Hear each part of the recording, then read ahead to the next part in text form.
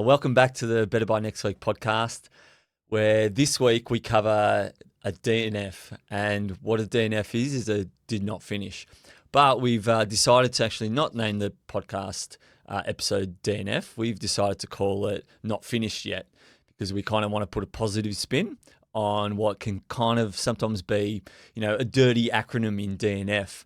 So we want to reframe the concept of DNF because it is frowned upon about DNF the race, and people are like, it's kind of a sad thing, but we kind of want to build this thing up where it's a good thing. And we want to give people the tools to kind of look at it differently and have the ability to recover from a DNF, but also how it looks, why it looks the way it does, and just that yuck feeling and how to work through that. Because I've often found myself on a bad side of a DNF and felt a bit flat after a race because I haven't achieved what I've wanted to achieve. And how to move past that feeling, not only in races but in training, because there are such things as DNFs in training and having hard struggles in training. Yeah, most definitely. Like, we don't normally call them a DNF, but it is a failure as such, I suppose. In some aspect, it is a kind of... Yeah, so I thought off the top of the show, I'd describe a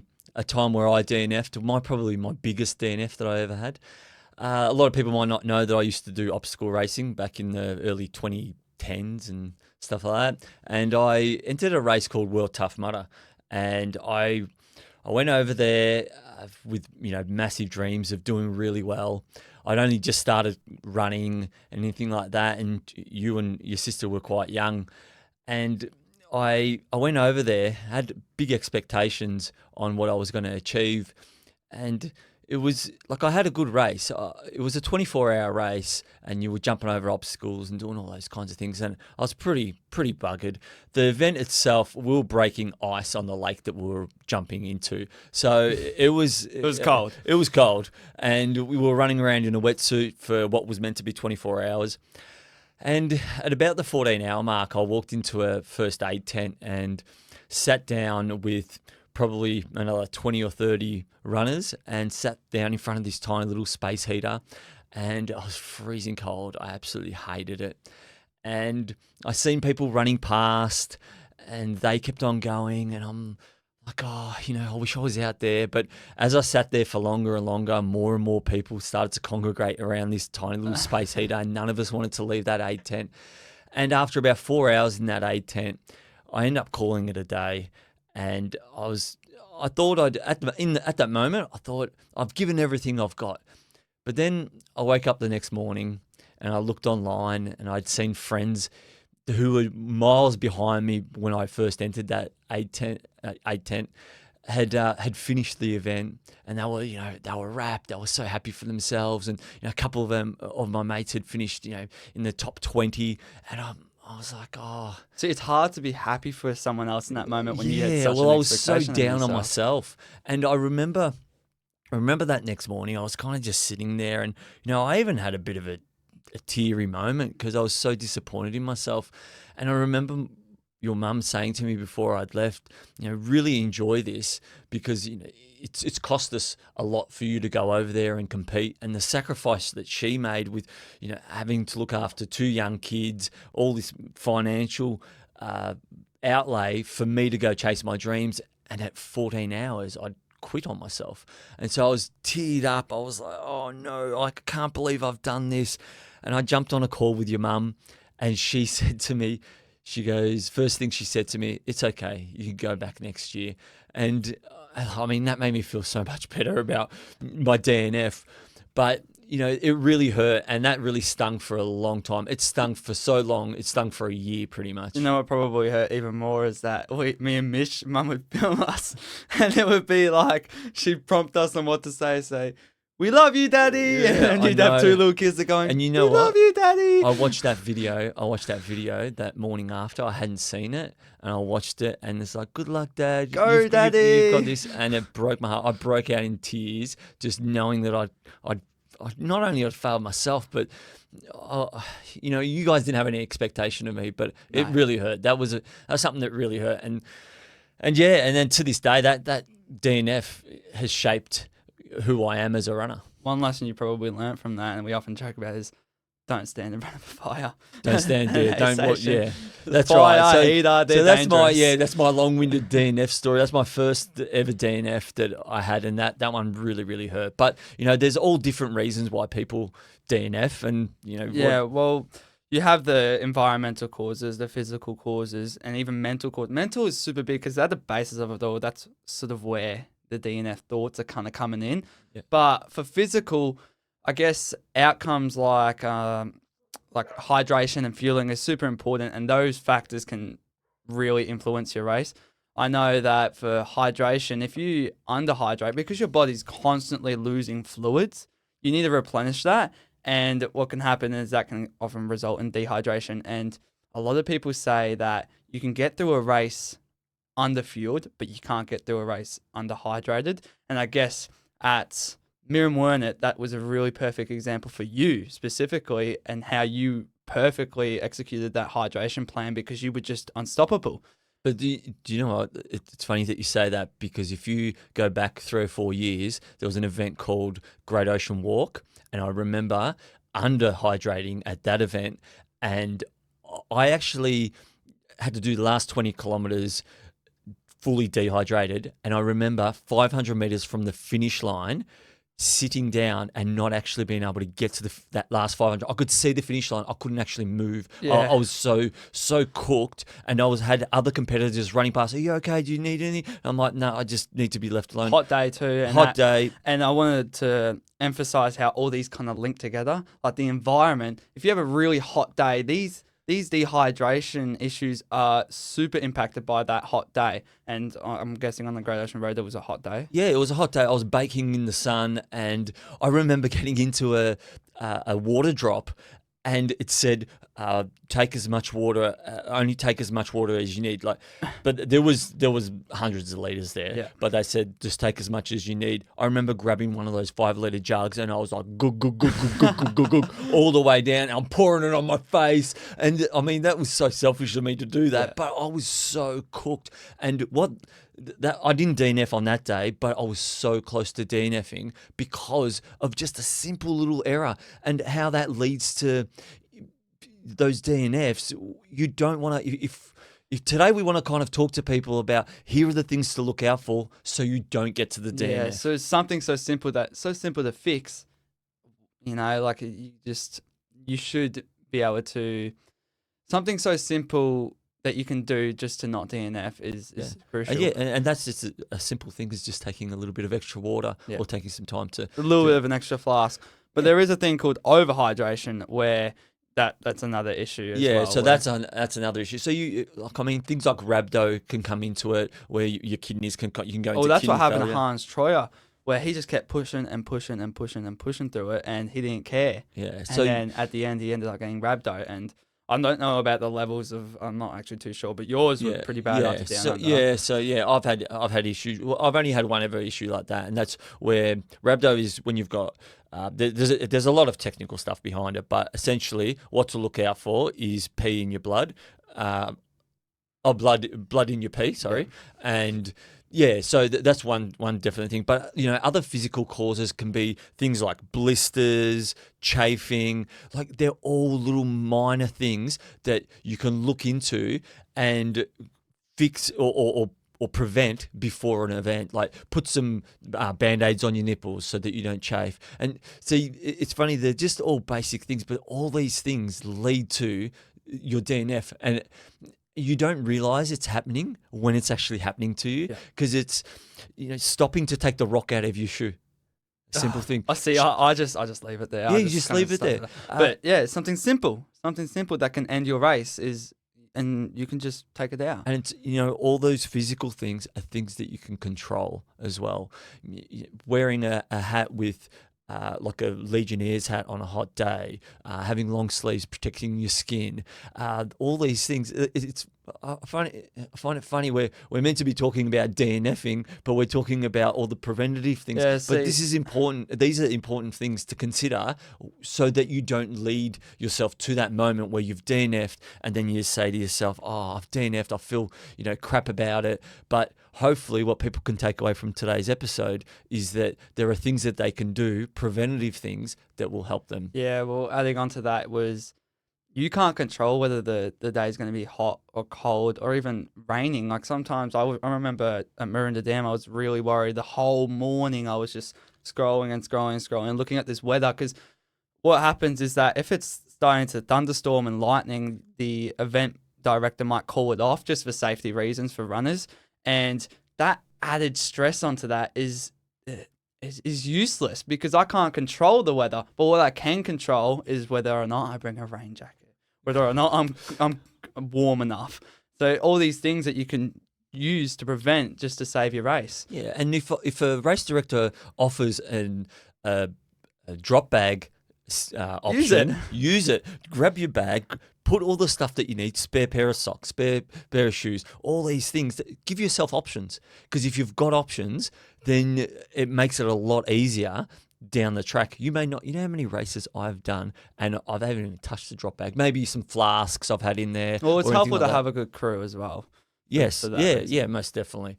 And I guess the mental side of Yeah. the DNF, that's probably where all these things will lead to. So if you don't get the physical things right, if you don't account for, you can't control the weather, but you can control factors that will affect how you react in the weather. So if you're not able to, if you let things escalate, then the mental stuff gets really, really hard, and that's where you start to have thoughts of giving up.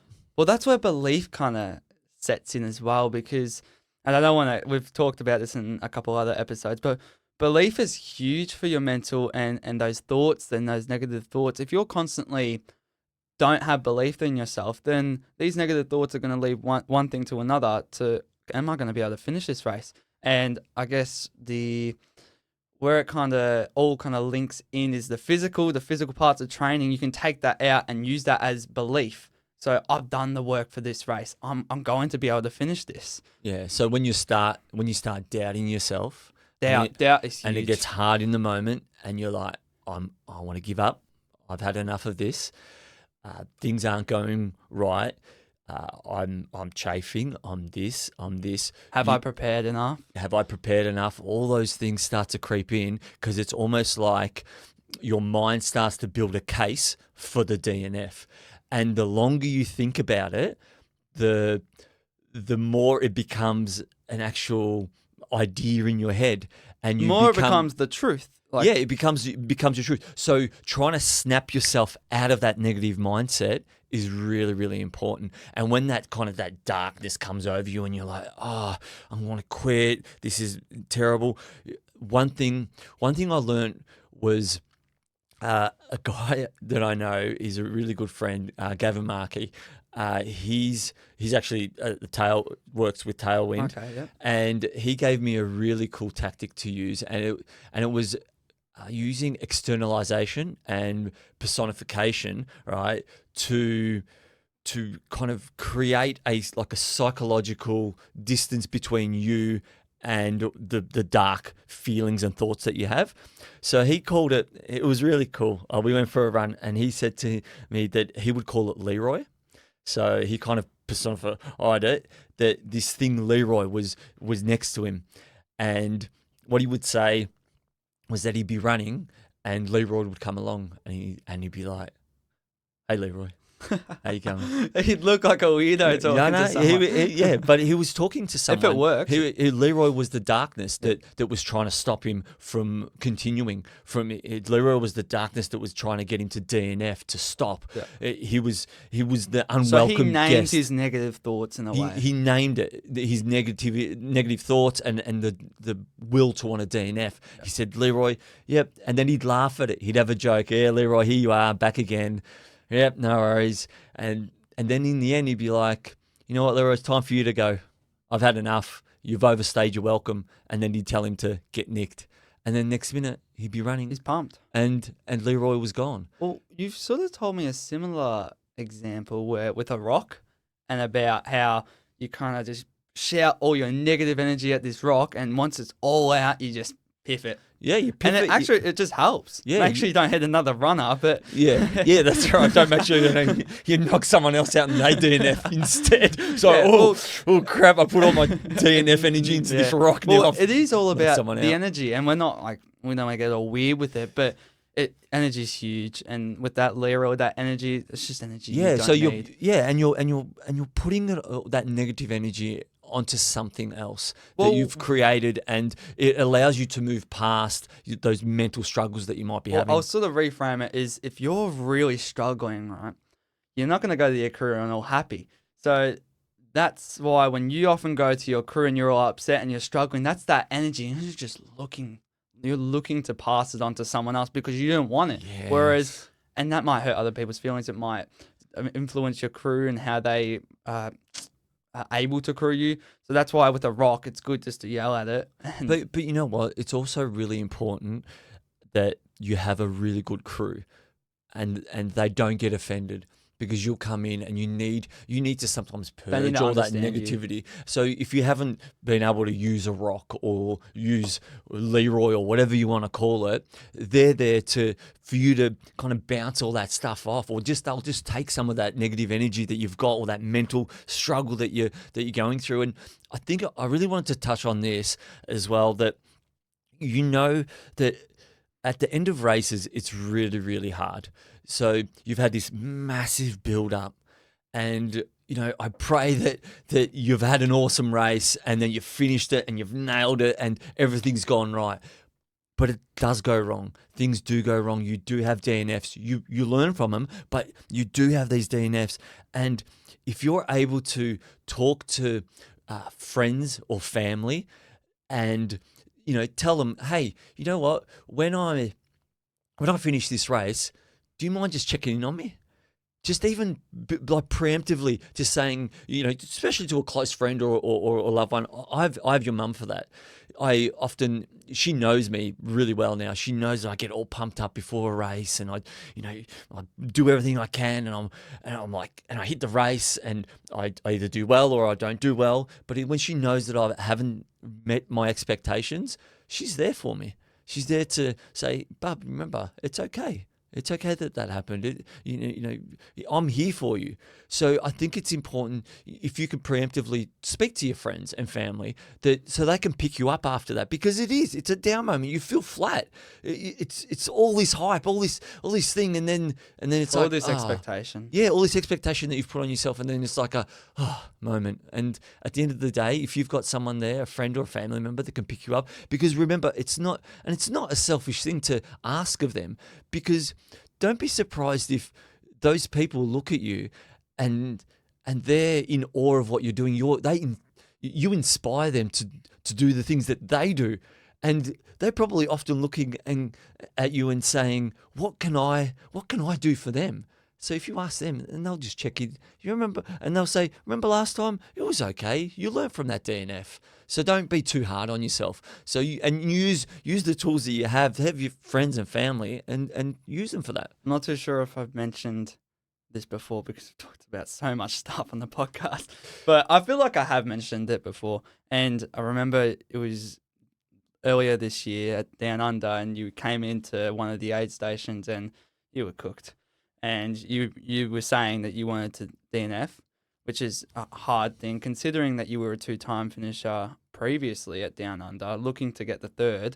And I just remember, and this sort of comes into how the crew can support you and how even the medics can support you.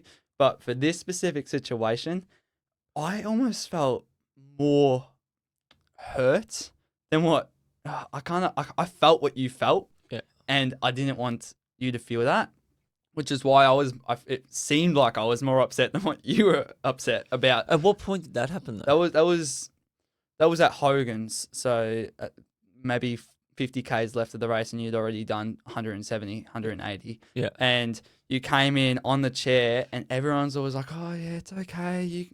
you've done a really good job. And I'm there in the background. And it's because the majority of people are saying it's okay. And I don't want to be the turd in the punch hole saying, no, he's going to get back out there. Yeah. And that's all I wanted to say. And they were thinking of putting ice on your knees. I'm like, no, do not do that, because if you do that, he's done. And Yeah. I was devastated. But that's, But sometimes you need someone that's like that harshness. Yeah, Even you at Satellite Champs, Mama Mish was so upset at me about just kicking you out there again, even though that you were coming all clumsy and everything. But I know you know, but it's hard because they might not experience what I know or what you know. But your mum knows me pretty well though, Yeah.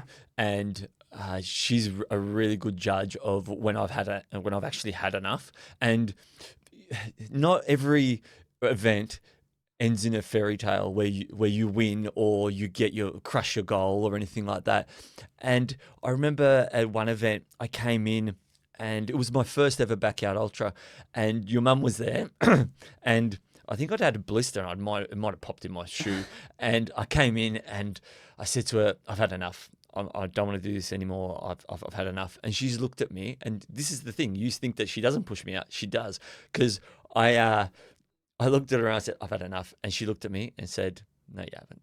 And I'm like, you're right. I haven't. You're right. You're 100% right. I haven't. You know what to do. Yeah, you know what to do. So she sent me back out, and I ended up going for another 10 hours. Yeah. And then when I come in after that 10 hours and I looked at her, and I said the exact same thing in the exact same way, but she just felt that I'd had enough. I feel like it's more when things are getting really emotional, when she can see you coming in and you're done, like you're cooked. But I can see that potential there, and I can see your goal. I can visualize it happening. I can visualize you 100 hours, whereas they probably don't understand how much that means for you in a way, in a way that I do. Yeah, you're right. But I think to sum things up, it's important to have someone there for you that's more empathetic, and someone that's probably a little bit more harsher. Yeah, and then it's also important to have someone that can see all the logistical stuff as well. Yeah. Because, well, Mish is there for that as well. Yeah, that's right. But I think people need to understand that is the upper echelon of the scale when it comes to what someone can take before they DNF. Yeah. But there are so many not things. A good example. Like, I'm not a good example of it because I've managed to cook myself a few times. But what we want to let people know is what things to look out for before that happens, because having a little bit of time in an aid station and having something to eat, that's important. Making sure that you look after your body, whether it be chafing or anything like that. All these factors lead to that DNF, and it's important to always be present and be aware of what's going on. Even do like a body check. When you're running, I often do a body check. I'll be running and I'm 5 minutes out from an aid station or at the end of a backyard ultra loop or something like that, and I'll say to myself, okay, we'll go from head to toe. Okay, head's feeling okay. I'm in a positive headspace. Okay, I don't need to take care of anything there. Okay, how's my breathing going? Breathing's good. I'm not panting. Okay, how's my heart rate going? So I'll look down at my watch. Be careful though, because sometimes technology is a little bit off. But... Yeah, it can be, but it still gives you a good guide. Also, just check. Okay, my hips are good. Things that normally come up for you that may be starting to falter. Be aware what's wear and tear, what's fatigue, and then just move down your body. Okay, my knees are a bit sore. They were sore before, and now they're getting a little bit sore. Okay, my ankles were really sore before, but that's gone away. Okay, so things are starting to improve, and then you work your way down. Have I got any blisters? Have I got any rubbing issues? Have I been in these shoes for a really long time? Or maybe I change them, and then you come into the aid station, and you might have one or two things. Even if you just pick two things, because there might be 10 things going on, but just pick a couple that you remember, and you come in and you talk to your crew, and then you fix those things before it escalates to a DNF. It comes down to knowing yourself, knowing your body and capabilities. So recognizing red flags versus like managing discomfort. So, and again, you're not a very good example of this because you were just pushed through the red flags, whatever. But let's just say to people, it's super important to take notice of those red flags because It's don't run with a torn plantar. yeah, don't, yeah. Obviously, I think people. Sorry to cut you off, but No. I think I want people to understand that. Like, I am probably a bad example sometimes because I do tend to bury myself in events. That is not how I like to race or run or at any point. No one should have to run No like one that. should have to. You shouldn't have to run through a heap of uncomfortable pain if you're running and your form is off and you're dragging your feet or something like that. It's time to probably stop. You shouldn't have to push through all that stuff. So, but what you'll learn from that is that you may DNF in that event because you've pushed it to that limit. But what you'll do is you'll reflect later on, and then you'll put steps in place to stop it from happening again. And that's the important thing. So, sorry, go on. Well, you kind of just summed up what my little thing was. But is it kind of just fatigue that's really sore, or is it the sleep deprivation? And when you're really emotional, these things come across as big red flags, but they're not. And that's where you kind of got to know yourself and be the mature person that can recognize these as just general discomforts. Yeah, and that's a hard one. I remember at Biggs, I came in after about 40 hours. And I had to go to the loo, but I came in and Joel was there. And I said to Joel, I'm like, right, Joel. And Joel was my crew for the event. I'm like, right, Joel, we need to have a meeting. And he's like, what do you mean? I go, we need to have a meeting. We need to sort this stuff out. And then I went to the toilet. I come back and I look at him and he's like, we don't need a meeting, mate. You just need to go out and run. Get him, run. Right. But that was my overthinking brain trying to create excuses to quit. Yeah, well, I'll give an example of myself. Is that at Shepparton Backyard Ultra last year, I feel so disappointed in myself in a way because I know that I could have pushed more, and everyone says it, but I actually had this feeling that I could have pushed more. I just got impatient, and people weren't dropping out when I wanted them to drop out, but people were dropping out, and that's that emotional self getting in the way of what's actually happening. So I was sleep deprived, obviously, because I was falling asleep on course. I was feeling a little bit sleepy, and I'm hurting. And I thought that these things were red flags, which is what led to my DNF. But I actually, when I was running, I'm like, no. I said to myself, I'm like, no, you're just complaining. Like I was being real with myself, and I still. Yeah, but that's good that you were able to reflect in that moment. When you're in pain, it is very hard. I'm under no illusion that is probably the worst time to try and be rational about what you're actually doing. Because let's face it, what you're actually doing at that point in time is absolutely destroying yourself. So So you're in so much pain, and you're trying to tell yourself, no, this pain is okay. That this is it's super hard. Yeah, it's super hard, and the thing is that you can't go back to that state. You can't go back to that state of mind after the race. And then that's what hurts. I think that's what hurts me We the often most. talk about it as well, is that we forget the feeling. Like, do you know from your last Backyard Ultra what that feeling was? No. I completely forget it. I know I was hard. And that's why often people the next day, a lot of runners the next day will go, all right, let's do another one. But straight after, you're like, never, ever again. But why is it? Why is that day after? It's like, no, we're going again. It's because you forget that feeling. Yeah, you forget that. And it's a completely different pain too. Because if you're doing a normal training run, or say you're doing a 5K park run, and you're really hurting, and your heart rate's elevated, and I'm in so much pain, that hurts. But then it stops after 20 minutes, 30 minutes, or however long you run. But if you actually go for a longer training run, you can almost get yourself to that pain point, and then you remember. It's almost like a friend. Like I enjoy it's almost like that a pain friend. cave. It's getting back to that pain cave and experiencing it again. And I think something that you really emphasize for me to do, and I sometimes don't do it because I'm a bit lazy after events, but is straight away get a notebook and write your thoughts down. Write what went well and what went bad for the following topics: your nutrition, your training, your physical form, your mental form, and just other general things that happen throughout the race. And the closer you do that to the The end of the event. the end of the event, the DNF, the more you'll get out of it because you don't forget. You don't forget that feeling. That feeling's kind of still there. You're still, I don't want to do it. I don't want to do a backyard ultra ever again. Yeah. So the further away you get from that feeling, you forget about it. And like I was going to say, when you get to that point, it's almost like seeing a friend that you haven't seen for a long time. It's like, oh, here's that pain. It's actually not as familiar as what I remember, because there's two different types of pain. There's that pain that you might have, like an acute pain in your knee or something like that, but then there's that whole body pain where you're like, I actually don't want any of this. But then once you're in the event and you're doing it, your motivation is what keeps you going in those moments. Yeah. I wanted to talk about like expectations, and especially in the media and Strava, especially with DNFs, and how that can influence it a lot. And what I find is the graph in Strava is super bad for you.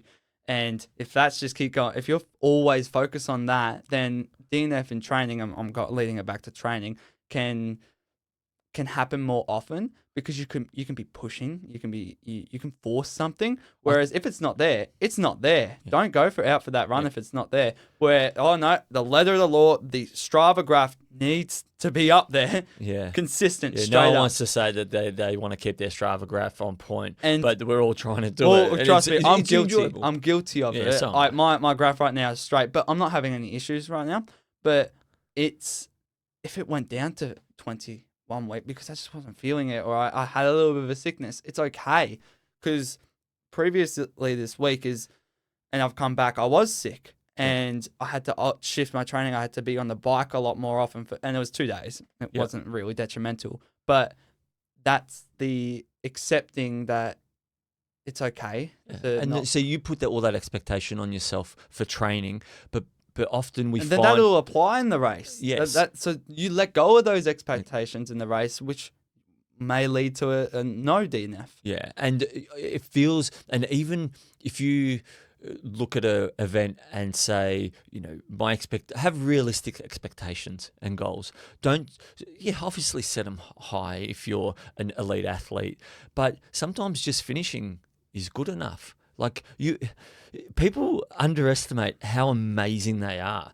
Just turning up, walking out the front door, going for a walk run, that's amazing. And if you don't do it tomorrow because you're a little bit sore from today, that's okay too. But if you say, I'm going to do this every single day, and then you miss a day, don't be hard on yourself. That DNF feeling in that moment, it is very similar to not finishing a race. But with the race one is that you've built up this massive expectation, and now you're there and everyone's watching, and you've told people that you're going to do it. And I guarantee that if you DNF, no one will be disappointed in you. There'll be no one more disappointed than you that you DNF'd. And you need to understand that. Unless it's me. Unless you have a son like Ollie. I want that disappointed. Yeah, but you weren't disappointed in me. You were disappointed for me. Yeah. So, well, I wanted to bring it back to that and what kind of happened before you got into that aid station, which is a really important change in your career and your future, and how that led to other outcomes. And it was... I have written in my notes, it was fear of failure versus it's okay to quit. Yeah. And do you want to explore a little bit on that? So my DNF at Down Under, it almost bookended my World Tough Mudder DNF, because for such a long time I thought that everyone was expecting me to, this is completely made up in my own head, but I was expecting, because I'd DNF'd at World Tough Mudder and I'd felt like I'd let people down, I didn't want to quit in anything else. So my ability to bury myself at events is linked to that DNF. And what happened at... I guess that's a learning. Yeah, but I guess 13 years later, I DNF at Down Under, and I DNF'd... Granted, I was really sore. My body was absolutely cooked. It was breaking down. Yeah, it was breaking down. But there come a moment out there, and I was talking to my pacer, Tom Dade, and I finally come to a realization that it's okay to quit. Like, I actually felt for the first time ever, I felt like it's okay if you stop and if you quit. It's actually okay. It's not the end of the world. Well, You are not especially disappointing anyone. You are gonna be okay. And no doubt, I quit, and then I woke up the next morning, and probably for a month, I really struggled with that DNF because I couldn't understand, why did I quit? I'd been so successful previously, but why those did are I those quit? external factors of two-time down under Yeah. finisher. He's a very well-established runner with other races that you've finished. And it was the fear of failure that Led to your DNF? led to the DNF. I was so scared of failing that failure was the outcome of it. And I said to myself, you know what? Why be scared of that? It's okay. It's okay. It's part. It's why you do it. You do it because you can fail, and Yeah. and that led. You wouldn't do something if you knew you wouldn't fail, because Yeah. that's what makes it so exhilarating. Yeah. It's down under's hard. It's hard for a reason. The finish rate is low for a reason, and that's why and that's you do why it. we all do it. That's right. And out of the ashes of that DNF came this podcast. Yes. Because I finally let go of what everyone might think And or you or kinda- feel, and it was funny. It was like we both grew into this podcast and creating it because we both DNF'd, and that is the biggest learning that we got from a DNF. Well, now it's funny because this DNF is now starting to turn into a good thing, because it's coming from a bad thing, but we wouldn't have this without it. Yeah. Because you have so many different thoughts, and now we have this podcast, which is a thought from that DNF. So it's kind of changing already now, the perspective that we have on a DNF to be positive. Yeah. So It's look through the lens of your future from Yeah. that DNF. So so I guess at the end of it, it's all important. The most important thing is to reframe your DNF, and instead of looking at it as a negative, find all those little nuggets of gold that's positive. Yeah. The learning to maybe have different foot care, learning how to set your expectations slightly differently, how to train better, how to let go of fear, how to let go of expectation. All those things are just, there's so many things that you can let go of. Well, we understand that for beginners, it can be really scary to the idea of DNFing. And obviously, with your experience, you're okay with DNFing. Like, you now understand that it's okay. But some beginners might not think that that's okay. And I think a really good strategy for that is make some pre-race agreements with yourself.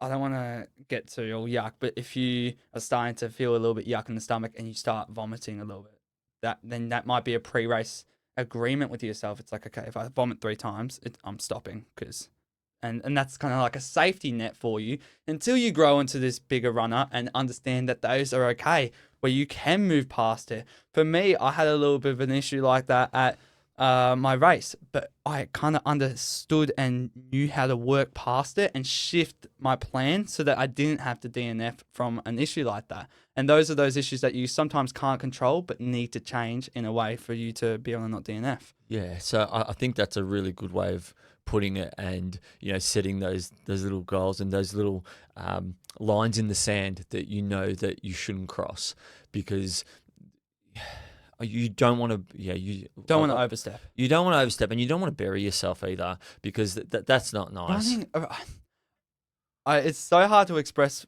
in words how great running is, and we don't want people to go into it and have a DNF and be like, okay, running's awful, because it's not, because the DNF is all part of it. Yeah, it that's is right. part of it.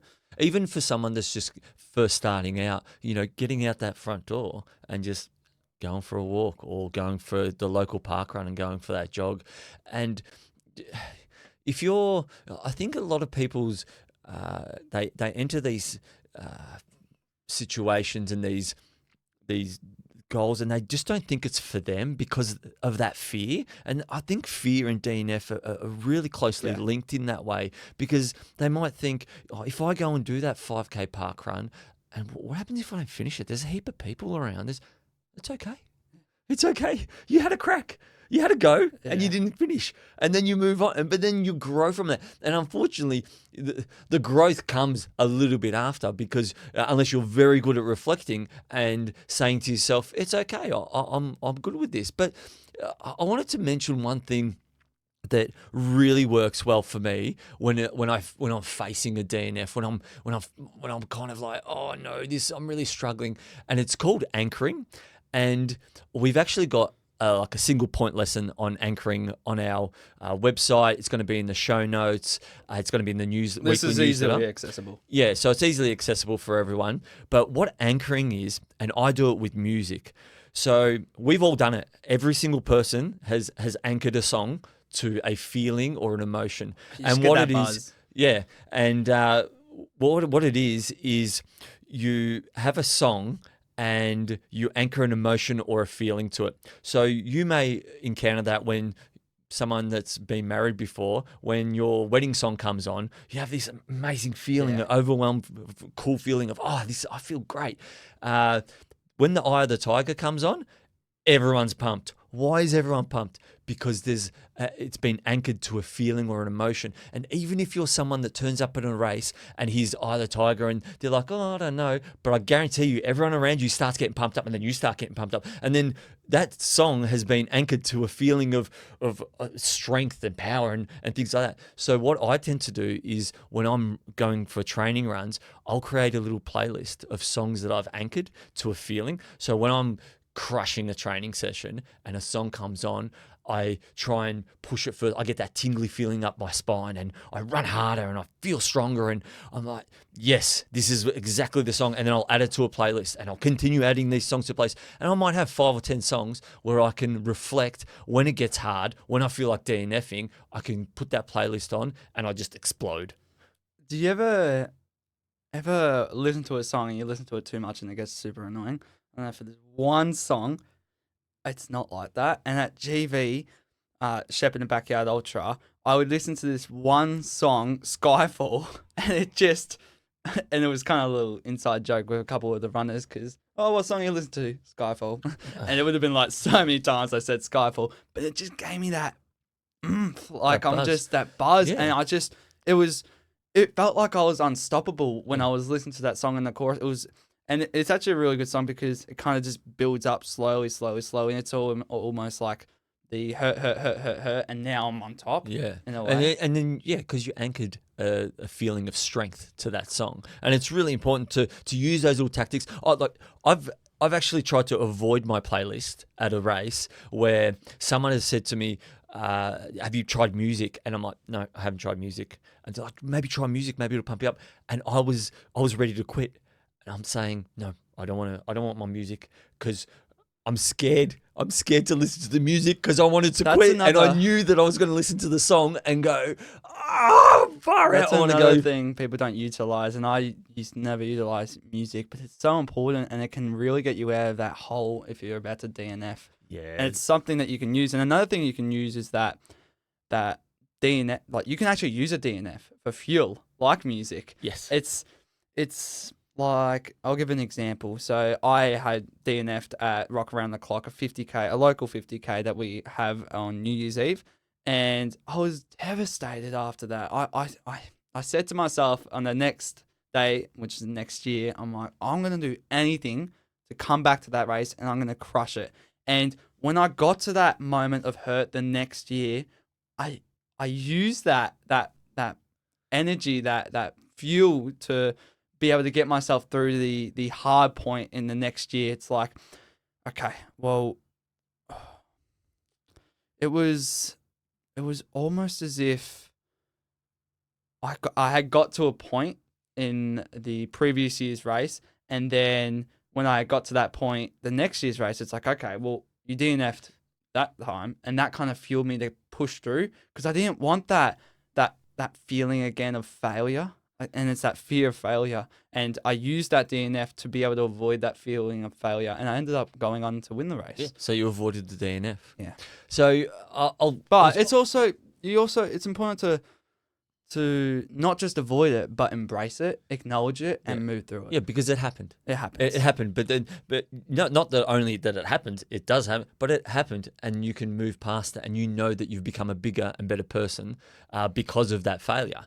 I guess we'll move on to an insight, and I thought that I'd pivot a little bit with our insights this week. Instead of reaching out to an athlete and talking to them about a DNF, because I mean we've had so many DNF stories already today, but I thought I would speak to a race director who actually they are the source of the DNF. They see it all. They see it all. So I reached out to Brett Saxon, who's the race director at Trails Plus, and I wanted to ask him what he sees.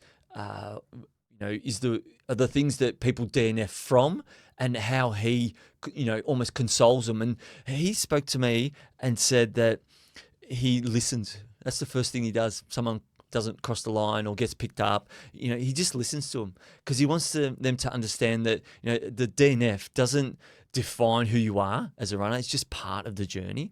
And if a race director said that to me when I DNF'd, I'd be like, is he God? I'd be like, this is amazing. Thank you so much. But he spoke, there was two reasons why people DNF'd for him, and it was physical and mental. So the physical one he's seen pop up a lot, which were blisters, chafing, nutrition. One thing we didn't actually mention, cramps. Cramps is a shocker for DNF. I suffer so much. And people, honestly, I remember going to a Melbourne marathon where a friend of ours was finishing, and they had 300 meters to go, and there was a guy on the ground cramping, couldn't even. He was 100 meters from the line, and they would get the ambos were picking him up and getting him off, and he DNF'd 100 meters from the finish line. It links back into what you can control. It's the physical causes, which what happens, the cramps, but you can fix that by hydrating yourself properly. Yeah, and then Brett spoke about the mental side of it as well. So he asked them after they've finished and cooled down and kind of sat around a bit, and he's asked them, what did you expect? Like, what did you expect from your race? So going into that expectation, what expectations did you have? It's not to beat yourself up. It's not expectations from others that affect you, but it's for me, your own really expectations affect you. Like, especially specifically, if I have a goal that I want to achieve and I can't get there, and I'm on the day I just haven't achieved it, and I try not to, and you help me with this, is it affects me the whole day. Yeah. And it's just because I had this big build up, this big training, and everything was just all focused onto this. And for you not to be able to do that and execute on the day is super heartbreaking. But at the end of the day, what did you expect?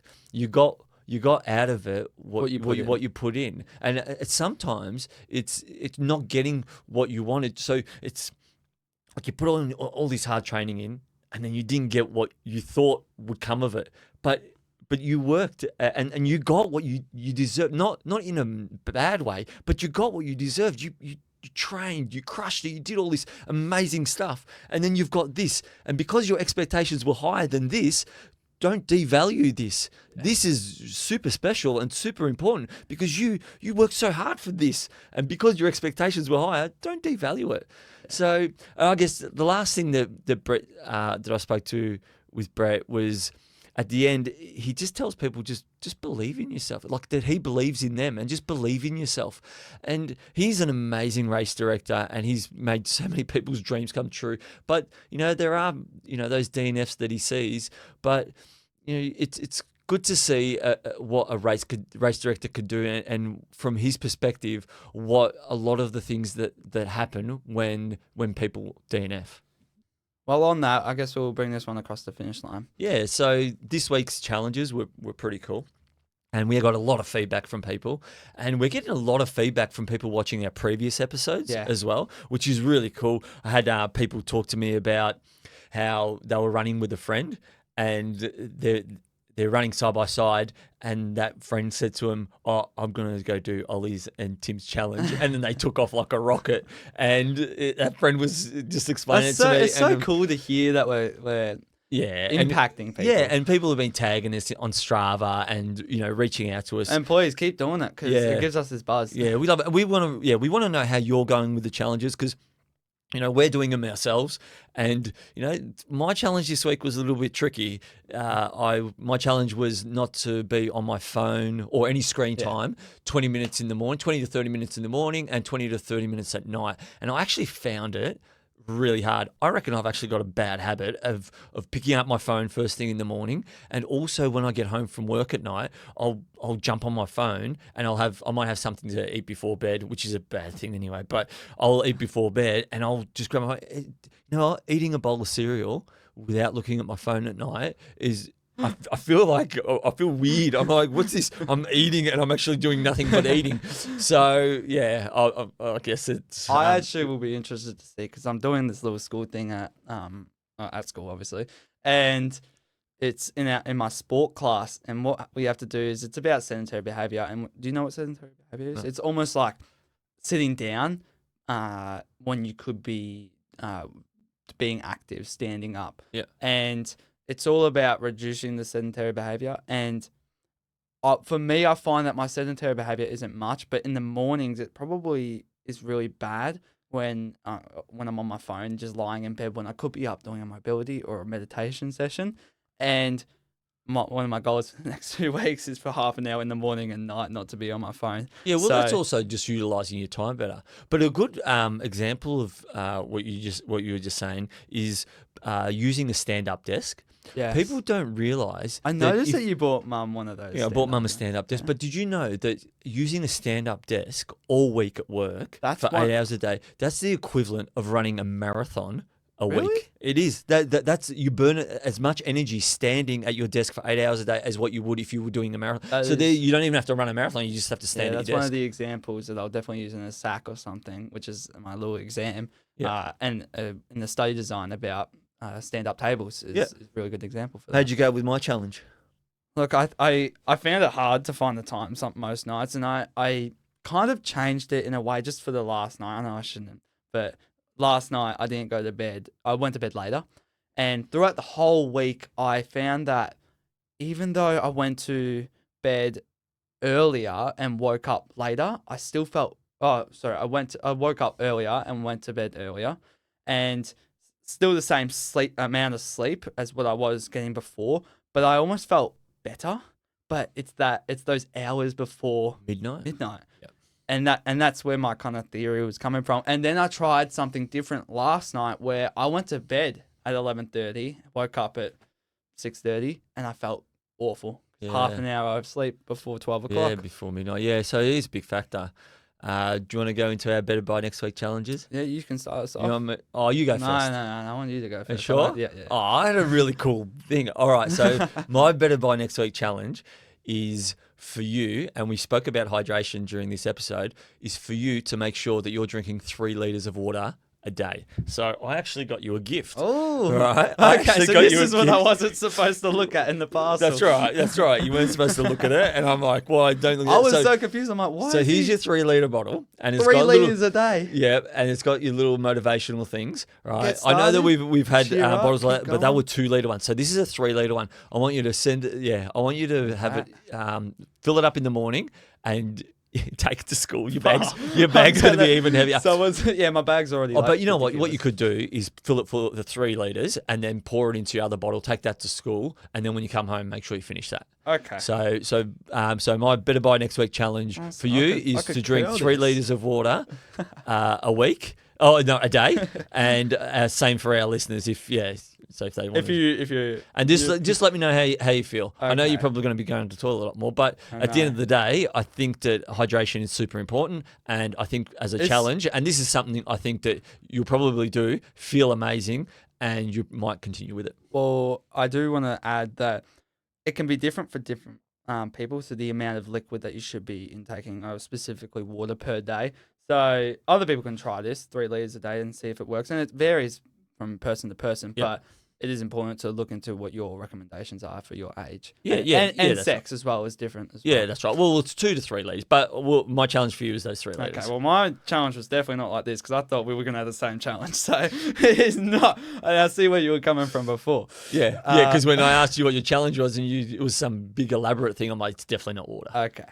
Well, my challenge for you, my better by next week challenge for you this week is, so every time before a session, I want you to think of a reason that you might DNF or not finish or not do as well as you wanted in that session. But I also want you to come up for a strategy for that DNF. So when it's really hard in that session, so say for instance, my struggle could be that I might not believe in myself when I'm really struggling.